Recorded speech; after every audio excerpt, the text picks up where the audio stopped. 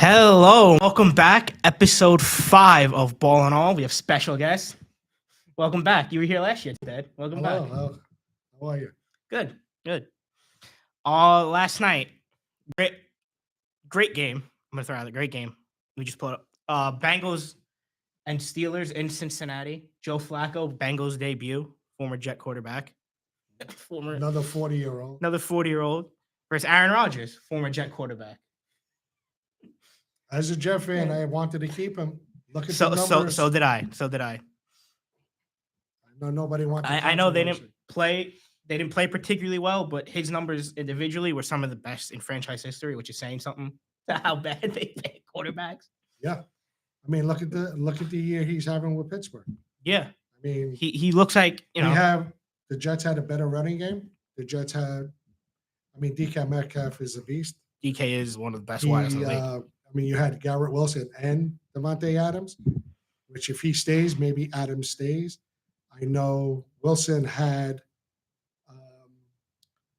issues, so they say, but if you look at Wilson's numbers, most touchdowns as a Jet. You have to learn to spread the ball around. Yeah, it was a great game last night. You know, Pittsburgh blew it. I mean, they had it, and they're doing it. Joe Flacco had a great game. Yeah, throwing for 340 yards and 3 touchdowns. You know, looked completely different than he did when he was in the first 4 games with Cleveland. Well, because the one game he played with Cleveland, he threw 2 touchdown passes. They won the game. Yeah, so, and I think it was an upset. If I'm not mistaken. I think it was against Green Bay. Yeah, or I believe Green Bay. Yeah, Jamar Chase looked like himself, 161 yards. I mean, the key is Burrow. He's out. I like him. It's just every year it's another injury. You know, yeah, I feel bad for him because could be one of the best in the league. He could be. I mean, was he in the MVP running last year? Yeah, he was. And Chase was hurt. Higgins was hurt. And he still put up a lot of people last year. A lot of people had him as MVP, even though, and a lot of people think he didn't get it because the Bengals didn't make the playoffs. I mean, MVP shouldn't go by that. I'm sorry. Yeah. I mean, if you're going by numbers, you know, I mean, I think Burrow. He had great numbers. I mean, it's just I feel bad for a young quarterback because you know what he's capable of. Yeah, I just feel I love Joe Burrow. So it's like seeing him get hurt every year. It sucks because I think he's one of the top 5 in the league. I mean, it doesn't help that he's got those 2 beast wide receivers. Yeah. So. And the fact they were able to pay and keep both of them. Yeah. You know, after everyone was saying, T. Higgins was going to be on the block, you know, and then they were able to pay him. That helped. You know. I mean, I think that's why maybe they got rid of Mixon. I think so too. Chase Brown, but we'll see. Chase Brown, another player, had a good game, 108 yards. I mean, this game keeps them somewhat in the race too, believe it or not. If Burrow's going to come back, because now you're 3-4 and you have a division win. Right. Pittsburgh still leads the AFC North. You're what, a game and a half behind now. So. Pittsburgh still leads the AFC North. Where was the game? Was it Pittsburgh? Or it was in Cincinnati. So the next one's in Pittsburgh. Yeah. Which it's tough. Yeah, Pittsburgh is tough, especially in the cold weather. Yeah. Tough place to play. We would know. 2010 championship game. That was the last time we ever saw anything remotely, you know, joyful. Last time they made the playoff. Last time they made the play, exactly. Last time they made it. Speaking of that, let's look at the New York teams. We'll go with the Giants first. The Giants had a big upset win on last Thursday night against Philadelphia. Cam Scatterbo scores 3 touchdowns. Looked like, you know, starting to look better and better each week. Jackson Dart, 2 home wins and 3 starts, playing really good football as a rookie, coming in, you know, somewhat unexpected. A lot of people thought Russell Wilson would get majority of the year. What are your thoughts on that? I think the Giants are playing great. Their defense is playing great. One of the guys I love on the team from Penn State. Abdul Carter. They got Abdul Carter, Thibodeau. Their defense is playing great. I'm a fan of Dable. Yeah. Dable can develop quarterbacks. He did it with Josh Allen. And not to take anything away from Josh Allen, when Dable left, his numbers were kind of down until he brought them back up. Yeah. With Josh Allen. Yeah. I think even Daniel Jones got a raw deal. If you look at what what he's doing in Indianapolis, his numbers. I know he had Barkley, but they had no run game. When they were fully healthy with Barkley and Jones, they made the playoffs and won a playoff game on the road in Minnesota. So I'm not saying Daniel Jones would have been great, but you can't blame the coach. Remember, coaches can only do what they have. Yeah. Scatterbo was playing great. And hearing analysts talk about him, if he keeps playing this way, is it an injury waiting to happen? I understand that's his game. That was his game in high school, college. But is that in the pro level, is his body going to be able to handle that? That head-on charge. I mean, it's great. He had a phenomenal game last week. He had 3 touchdowns. And they beat up the Eagles. They did. I there is no dominant team in the NFL right now. I don't know who they're going to say the front runners are, but I really don't know. A lot of people are going to say Buffalo because they look like the most, but they lost. But then they lost New England, who's improving. Yeah, Rabel, who me as a Jet fan wanted him as the coach. He was experienced. He left. I mean, it wasn't because he was coaching them bad. They made the playoffs. He beat his mentor and former coach in Belichick in the playoffs.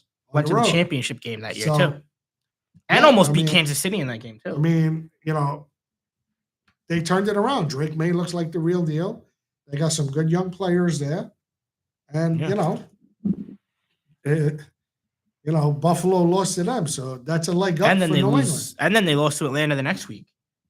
Buffalo. Yeah. And it was almost a blowout. It was almost a blowout. And then the Giants are nobody's dominant. You don't know. It could go, as they say, any given Sunday. Yeah. There is no dominant team like the last few years. No, and I was going to say the Giants are playing Denver, who could be another. Everybody do it Detroit, and then Detroit loses that game. And are they the team? Yeah. I know they lost their defensive coordinator. I know they lost their OC. Defensive coordinator, head coach of the New York Jets. I feel like that goes to the point of what you were saying about Daboll is coaches go as far as what they have. And I think they didn't really give Aaron Glenn anything to work with outside of. I like Jackson Dart, and me as a Jet fan, I did want the Jets to get him. Yeah. I don't think the Giants were looking to bring him in this early. No, I don't think the Giants. Listen, it's an organization. The Rooneys, the Maras. They might not be their grandparents or their parents, but it's still there. It's an organization that does bounce back. Pittsburgh, they haven't had a losing season since Tomlin's been there. So, it goes to show you they know what they're doing. Yeah. I think Dart's going to be well. And listen, they won the last 2 games without Neighbors? Yeah. And that's huge. They should have beat the Saints, which would have helped them, especially for conference but he had his bad game. Listen, it's going to happen. Yeah. The best of them have bad games. But I think the Giants can battle for the division. They really can. They should have beat Dallas. That was a heartbreaking loss. That was a shootout. They should have beat Dallas. So they were there. You can say the division's up for grabs. Philly doesn't look dominant. I'm sorry. Philly hasn't looked dominant. They probably got the most offensive talent, but they're not putting it together. No, they're not at all. Now the other New York team. The Jets? The Jets. The same old Jets. After week 1, everyone was saying it wasn't the same old Jets the way they looked, even though they lost. It's just spiraled out of control since. Well, outside of last week's loss to Denver, the defense was atrocious. Yeah, the defense was horrible. We did put points on the boards. The Jets seriously could be 3-3. Yeah, 100%. They could have beat Pittsburgh. They could have beat. Talk about a team, Tampa, who could be dangerous. Yeah, they could have won that game. And they're winning without Mike Evans, and the rookie Ibuka is playing phenomenal. And they could have beat Miami. Right. But the Jets, outside of the Buffalo game, what could they be 4-2? I don't know. Sunday against Denver, the offense looked horrible. The offense looked horrible. You know, a lot of people are blaming Fields. I blame the coaching. You know, people were calling up the radio saying, "You're saying you got him. You know, he's talented. He can run. You didn't use that." No. To me, Fields. You know, they gave a stat on the radio show saying it should be anywhere from 2.5 to 3 seconds protection. Yeah. He held the ball for 3.95 seconds. That's way too long. That's a lot. It's great he's being protected, but when it collapses, nothing's open. Yeah. So his ability to run is what he should be doing. Listen, you don't want him to get hurt. I understand that. Also, Garrett Wilson can't be the only guy. I know they had a repertoire in Ohio State, but we have the Jets have no number 2 wide receiver. No. I mean, you're not even using Lazard. I mean, the tight ends, I mean, you were using them the first 3-4 weeks. They've been non-existent. Is it the play calling? Is it the coaching? I mean, 0-7, this guy was supposed to change the culture. Yeah, constantly ripping people apart. Is that going to be the fix? Yeah. Are you going to lose the clubhouse? What are you doing to make this better? I mean, you have no wideouts. You have nobody. Now, who's your main guy this week against Carolina? And listen, Carolina hangs around in games. They put up points. Who is their threat this Sunday? The depth chart projection saying Josh Reynolds listed as the number 1. Right. And listen, Josh Reynolds had his time with the Rams and wherever else he was. Josh Reynolds also is a journeyman. You know, you're not even using Lazard, who was a number 1, kind of, in Green Bay with Rodgers. When Adams left. You know, but where's the fix? You know, their strong point the last couple of years was supposed to be their defense. Yeah. What's going on? I mean, what doesn't help with the defense is the linebackers are all banged up. Sunday was their best defensive game of the year. Yeah. When you're in, like, and I'm sorry, whether you're in the league long enough, 4th and 8, or you take the shot with the 62-yard field goal. Take the shot. All right, his longest was 58. But if you don't make your 4th and 8 or you miss a field goal, you're losing the game either way. So take the shot. But now you don't know what could have been. Yeah. You know, I would have. If you get that first win on the table, maybe the play is reactive. Maybe I'm not saying they're going to turn the season around and make the playoffs. It is nearly impossible. But they could easily be. I mean, Pittsburgh could have been a win. Tampa could have been a win. Did we play New England? Not yet. Miami could have been a win. The Jets could be 4-2, 3-3. Yeah, absolutely. You know, they're definitely not making the playoffs at 0-6 because they would have to go 8-2 down the stretch to make it. It would be a miracle. They would have to win 10. They would have to 10 out of the next how many? What are they? 0-6? 10 out of the next 11. Yeah, they'd have to go. The most they can go is 10-7. Yeah. Is that going to happen? You know, listen, crazy things have happened. I'm not saying it. It's also Jeff fans being wishful. But then again, are they going to end the season? I mean, I don't know. What's the future? What is it? I mean, a lot of people seem, you know, Aaron Glenn. Breece Hall's a free agent. I think he's going to walk, even if they offer him a contract. Yeah. A lot of people saying, I mean, he says he wants to stay, but you're doing him wrong. He doesn't have a touchdown this year. No. And your strong point was supposed to be the run game. They were supposed to have Garrett Wilson, Alan Lazard, and Josh Reynolds as the wide receivers, and not have to worry about definitively having a number 3 or number 2 because they had a strong run game. Then, but I don't understand. I don't understand. I mean, they didn't bring nobody in. No, you got rid of Davante Adams. They did that. They did that for solely for cap space, and being able to get $30 million freed off the books. You know what? He's worth it because he's playing well. Yeah. The only reason they did that is because there was a $30 million free with no cap, with no dead cap. You didn't even bring in a 1A. No. Or 1B. They gave that $30 million to Justin Fields. I think that's really why they did it. And then they extended Wilson. Well, I wasn't, I think 25 years old, you could still improve. You could still have a good career. I think, but they did him wrong. I mean, listen, Mason, the tight end, the rookie, he had a couple of good games. I mean, Mason Taylor had him and Rutgers have been a really good duo. We don't even use that for a safety valve. They have to teach him how to get rid of the ball within 3 seconds. Yeah. That's it. Or take off if it's not there. Don't make that bad decision. Like, look at the run he had against Miami that brought them within 6. Yeah, well, that's what the way he took off and just used his legs. That also falls on coaching. Listen, the players in the end have to go out and produce. Yeah. But the play calling has also got to help them. Yeah. I think Aaron Glenn has a long leash, considering they gave him a 5-year contract north of $10 million a year. So that's first of all. And I think second of all, the ownership, they realize it's not going to be Aaron Glenn and Justin Fields come in, they turn around right away.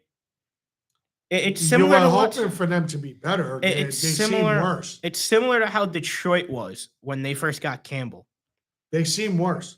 Detroit did. When Detroit got Campbell, it feels like the same thing. They started off 0-9. They won 3 games their first year. 2 years later, they're in the AFC Championship game against San Francisco. But we already had the talent. We have the talent. Yeah, that's the thing. Like the new quarterback. You got Jermaine Johnson. You got Jermaine Johnson, Will McDonald, and Williams, and the defense is worse. Well, because outside of those 3 and Sauce Gardner, there's no DC, help. What are you doing to make it better? There's talk to your DC. There's really no help outside of those guys either. If you look at it too, you're employing. Yeah, but you're employing Michael Clemens. We're not getting the pressure. We're not getting the pressure on the third and longs. We're giving up these plays. Tell me if this one rings a bell. Michael Clemens makes Vernon Golston look like an All-Pro. Well, yeah, makes Vernon Golston look like an All-Pro. But I mean, bad play, bad penalties. Yeah, he was supposed to be disciplined, right? That was his thing coming in. Yeah, they have the most penalties. I mean, the Giants are right behind them. Don't get me wrong. Yeah. But what happened to your discipline? What happened to that? Went out the window. What are you doing to fix that? But we'll see. Yep. We're gonna take our quick WIUR ad break, and then when we come back, we'll get to some hockey and maybe a little bit of baseball.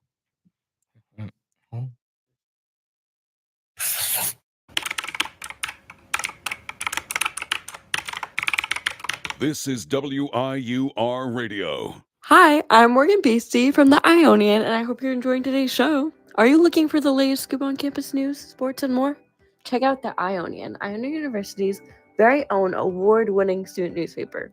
We keep you up to date with everything happening on and off campus. Want to know about the big game, the latest campus event? It's all in the Ionian. Join the conversation. Read, write, and get involved. Visit www.theionian.org or pick up a copy around campus. Stay informed, stay connected. Now, back to WIUR, Iona University Radio. All right. I hope you enjoyed the ad break for our Ionian newspaper. Now let's go into the New York Rangers. A lot to talk about there. I have a lot on my mind. Are they a bad team? No. What they don't have that contenders have is a finisher and a finishing touch. True. They have talent to win. You have Adam Fox. You have Art Panarin. You have Igor. Your goaltending has allowed 6 goals in 6 games. But we haven't scored. They were 3-6. And at the end of the second period last night against Toronto, you had 8 periods of no goals. Yeah. I mean, they actually made a record of not scoring at home in their first 3 home games? 3 home games, yeah. I mean, yesterday was on the road. But still. But they didn't score. I mean, Sullivan's a great coach. Everybody knows that. But like I said, you got rid of Kreider. And let's just say Kreider was a prolific goal scorer. He was your power play. He was your shorthanded guy. Just look at his stats and those special teams, if you say. But yeah, I mean, the defense is playing better than years ago. because I feel like they're not giving up goals. You know, I feel like they're not I giving feel up like goals. the defense is playing better because, Gavrikov, I think, was the best move you make to help Adam Fox. Because I know you loved Ryan Lindgren. He was so banged up that he couldn't even play proper defensively. And a player like Fox I needs wish someone. He was 2 inches taller because that's the way every defenseman in the league should. Oh no, he was great, but I think he ran the course in New York. A lot of the fan base was starting to turn on him because he was playing, but I don't think he was playing bad defensively, just because he's a bad defenseman. He was playing bad defensively because his body was so banged up. He reminded me. His partner was always out of place. And you know who he reminds me of? Throwback. He reminds me of Dan Girardi. Always blocked shots. Always playing for Tortorella. And he was shortened Girardi's career because Girardi was great defensively. Girardi would get hit with shots that nobody knew how he was standing. Yeah. I mean, the Welsh, he had and that was Tortorella's game, block shots. Girardi used to go down and block Alex Ovechkin shots. Those things hurt. Look at the way the man shoots. It's a hockey puck. It's a frozen hockey puck. Yeah. But, I mean, do they have potential? Yes. One thing, me as a lifelong Ranger fan, we've never had a homegrown prolific goal scorer since I've been watching. You think like we got Lafreniere. He was number one in the world for a reason. His first couple of the kid line, the third line. Yeah. You look Jack Hughes. I think Jack Hughes came out with Kaká. Kaká was number two in the world for a reason. You got these kids on the third, fourth line. They're shooting their confidence in the foot. Not only their confidence, they're not getting playing time. How many minutes does a third, fourth liner get a game? They average maybe like 10. 10, maybe 10. So out of the 60. I mean, Lafreniere should have been top line like Jack Hughes was. Yeah. If he was the number one, all right, listen, not to say everybody makes it, but come on. I mean, all right, last year was a little bit of a down year, but the year before, when they moved them up to the top 6, when they moved them up to top 6, you see the kid's got talent. Yeah. I mean, but we've never had a prolific goal scorer.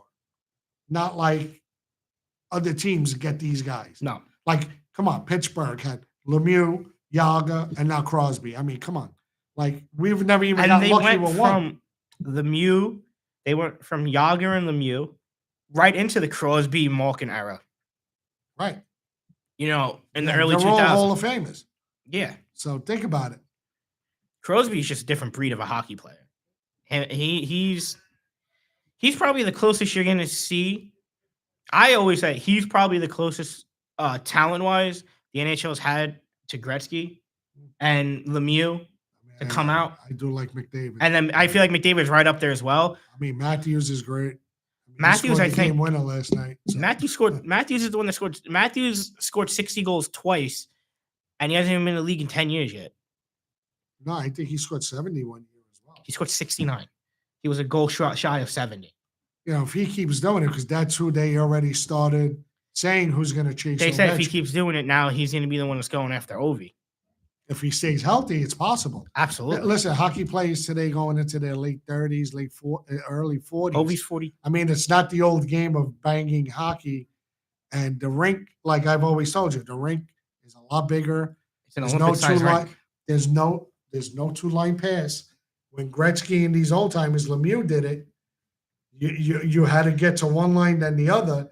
This you could shoot across. And not taking talent away from anybody. But these guys had to do it when it was harder and tougher. And behind the net was even smaller. So, and that's where Gretzky did his work.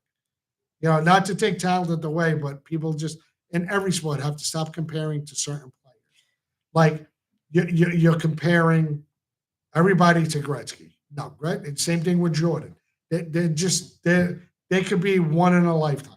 That's it. Yeah. But the Rangers, I don't know. Sullivan, we got to have confidence with him. I just hope it's not the 2 years and done.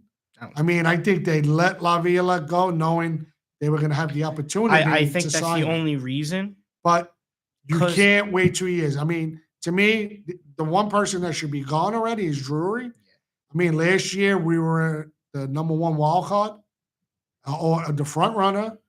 And we made no moves at the break.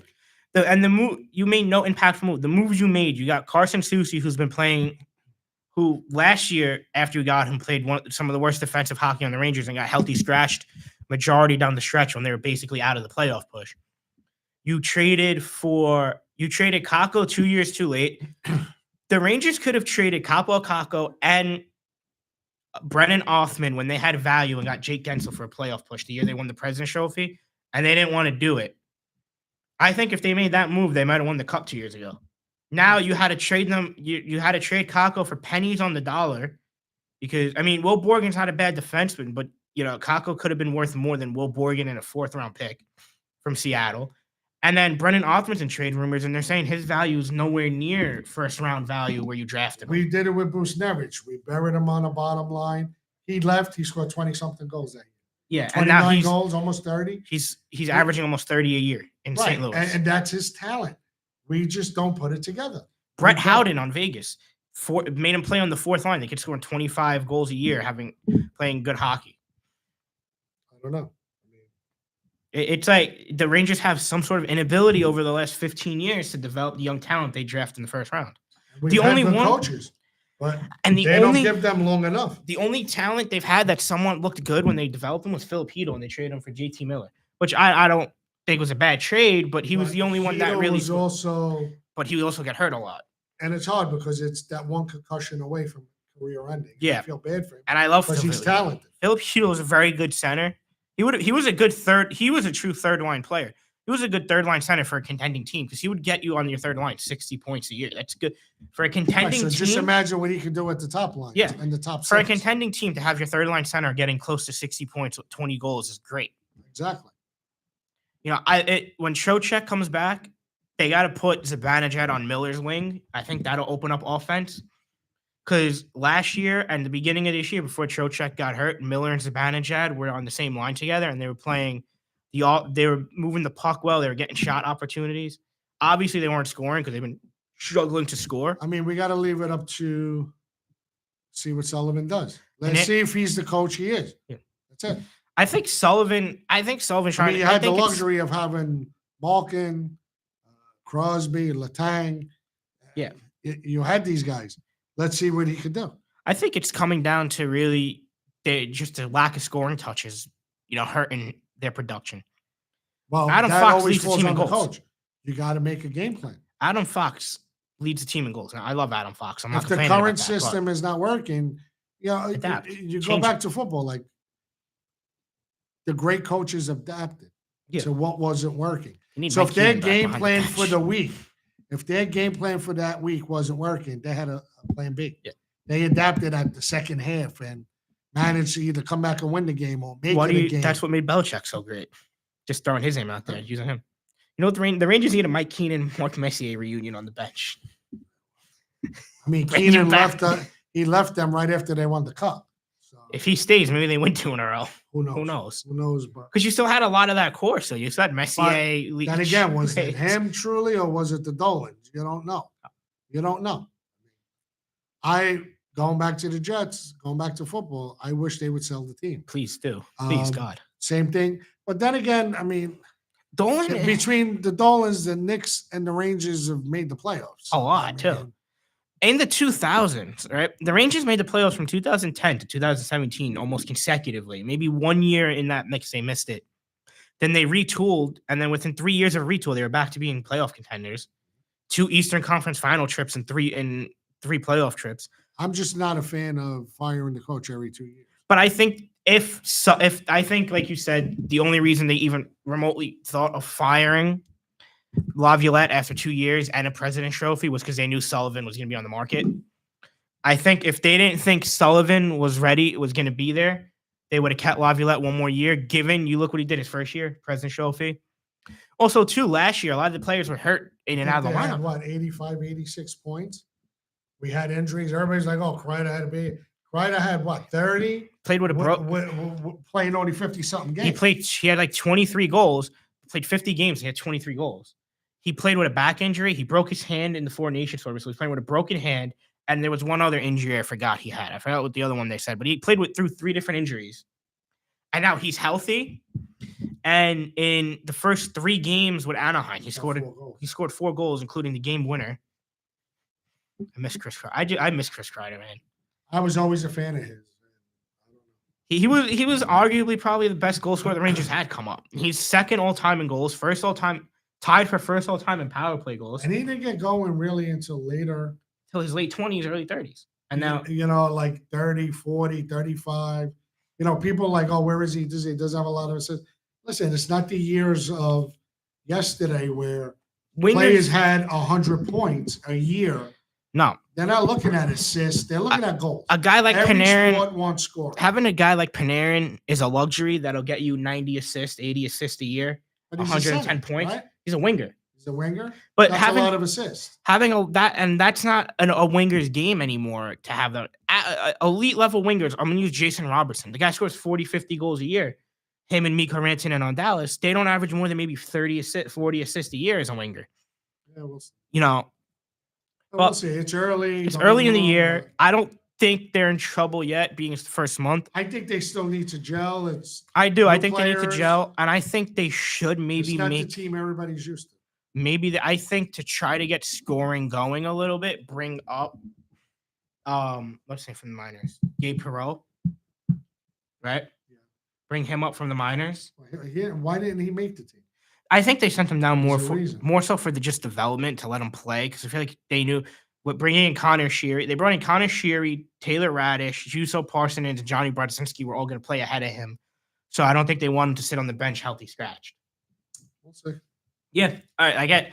That's all we have today. Tune in. I don't know who's the guest. I'm still playing who's the guest next week. But we'll tune in next week. We'll have more on the Jets, the Giants. Hopefully basketball starts picking up soon. We can bring in the Knicks. I think they're going to have a really good year. Just throwing it out there. Thank you, everybody, for watching. Thanks for coming on. Thanks for having me. Of course. Any last words you want to throw out there while I go sign off? Well, we didn't touch off on baseball, but yeah. I don't know. I think the Dodgers. I think the Dodgers are going to go back to back. And Ohtani's batting. Ohtani's batting 143. Yeah. So I'm gonna go shut it off. Ohtani, yeah.